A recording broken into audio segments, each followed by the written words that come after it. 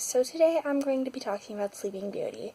Sleeping Beauty is a great movie. I love the animation, I love the silhouette, I love the songs, I love the characters, everything. So I'm going to talk about the things I like in, detail in this part, and then after that I'm going to be talking about different facts that I've gotten. All of my sources will be down in the description, and go check their videos out, It's a wonderful video where I got all my information from, and I get a lot of my information from this video. It's called Down to Disney. Go check it out. It's really good. Yeah. So I'm going to start with music, and music is very important to me for me to like a film. If it has really crappy music, I'll probably not like it as much if it's a musical, and this music hit it out of the ballpark. I love this music so much. Once Upon a Dream, their voices blend so well, and you'll notice why when I get to the facts part. So make sure to stay toward the end of the video so you find out why. Why in particular these two have such well-blending voices. In every song, the music, the melody, everything is just too crisp, great. Yeah, so now on to animation. Animation is another really important part of an animated movie. That's what you're looking at. If it's crappy animation, even more than the music, people are not going to like it. Just look at, what's the best? Oh, Chicken Little. Let's look at Chicken Little. I know there's some people probably out there that love Chicken Little, but the majority of Disney fans say it's the weakest film in the whole entire, in all of everything Disney animation. Either that or Black Cauldron. But Chicken Little, most people say, I'm just going to say Chicken Little because the animation in Black Cauldron is probably the best part of Black Cauldron. But that's Black Cauldron. So Chicken Little. Chicken Little has terrible animation. It's like they took all the browns and dark, icky colors from Toy Story that they didn't use and put it into Chicken Little. But, so most people do not like Chicken Little. Most people do not like the characters in Chicken Little. Characters will be next. Most people didn't like the music in Chicken Little. They all are very important. And with this movie, I think they mastered all of them so well, and it makes it such a better movie, in my opinion. Animation, great. Music, great. Characters, great. First I'm going to talk about good characters and bad characters because they are two different types of characters, in my opinion. Good characters up first. I think good character, let's call it the Hufflepuff character, because they're very excited and very loyal and stuff like that. That's things that normally Hufflepuffs are. Let's just be real. I think that they need to show compassion and kindness, and every single Hufflepuff character in this film shows that. They show that they care for Aurora, they want to help her, and they want to make sure she is safe from Maleficent, that nothing bad will happen to her. And all the good characters all are like that, and I think it's such a good thing that they did that. Now let's talk about the bad characters. They are all so bad that I love them. I love villains so much.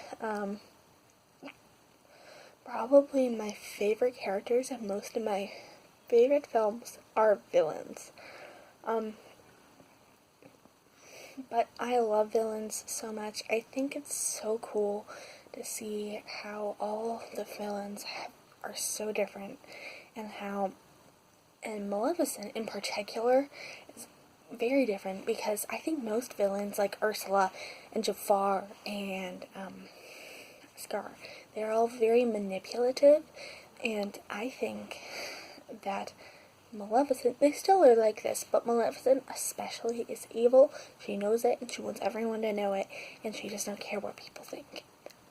And I think Ursula is more, she wants to be evil, but she wants to do it in a very manipulative way so that people will trust her and then not trust her. And I think that's very much so very evil. So now let's move on to some facts. It was Disney's third animated movie. That was a princess movie. Avend Earl helped the movie's animation be different from Snow White because Walt was scared that the movie would be too much like Snow White. It took Disney over 6 years to finish the film, and Disney spent over $6 million, which was the most expensive Disney animated movie at the time. $6 million is a lot. So, yeah. And you will find out in a little bit that it was very sad. That it was not a good idea. Sleeping Beauty Castle was used for something. I'll tell you, but this is one thing that I think you guys should know before I tell you what Sleeping Beauty, why it was used for this certain reason. Because I think a lot of people might be like, how is it used for this? But I think if you know the backstory of the two things, that it will help. Okay, so if you know things about Disneyland, you know that Disneyland opened 1955. If you know things about Sleeping Beauty, you would know that Sleeping Beauty went to theaters in 1959. Well, that's 4 years in difference. So they made this big thing that had not been open yet into their big castle. Why? Because of marketing. You know, Disney wants that money, so they thought it would work if they had this giant big castle in front of them, so that people would be like, oh yeah, that's the castle from the park I went to. And that's what they did. Yeah. Sleeping Beauty was the first animated movie ever to use widescreen 70mm format. It was the last Disney movie to feature hand-inked cells. Verna Fenton played Flora, which if you know anything about Disney animation voice acting history, you would know that Verna Fenton was a very, very influential voice actor at the time. Like, she did so much for the Disney company. She played Mrs. Jumbo, she played Fairy Godmother, she played Queen of Hearts, which I know Mrs. Jumbo was played by the Queen of Hearts. Yeah, but she's a phenomenal actress. Mary Costa voiced Aurora. She also was a professional opera singer and was in more than 40 opera productions. Lane Stanley was the live-action reference for Aurora. Billy Sturley had to audition with Mary Casetta to make sure that their voices blended nicely. And if you know it, like I said before, Once Upon a Dream, great blending skills, very nice, and partially because of that.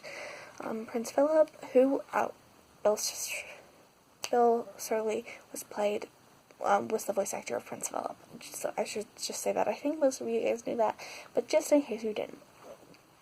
Prince Philip was the first time Walt trusted his animators to animate a man.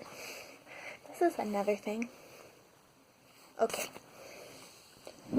I have no problems with Snow White or Cinderella. I love them so much. They're all very, very, very, very, very good movies. I love them. But the princes, they're creeps. They are.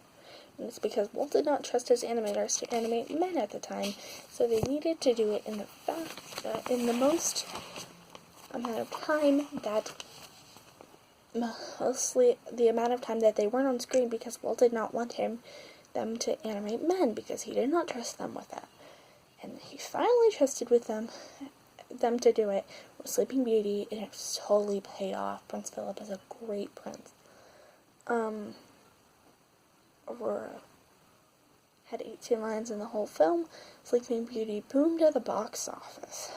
It went, it did not make its money back. Partially because it was $6 million. But, and because of this, Disney was scared to make another Disney princess film till Little Mermaid in 1989, 30 years later. It got nominated for an Oscar for its score, and the scene where the fairies fight over if Aurora's dress should be blue or if it should be pink is something that the animators put in because the animators were having this fight during the making of the film. That's it for today's video. Stay safe and have a wonderful day.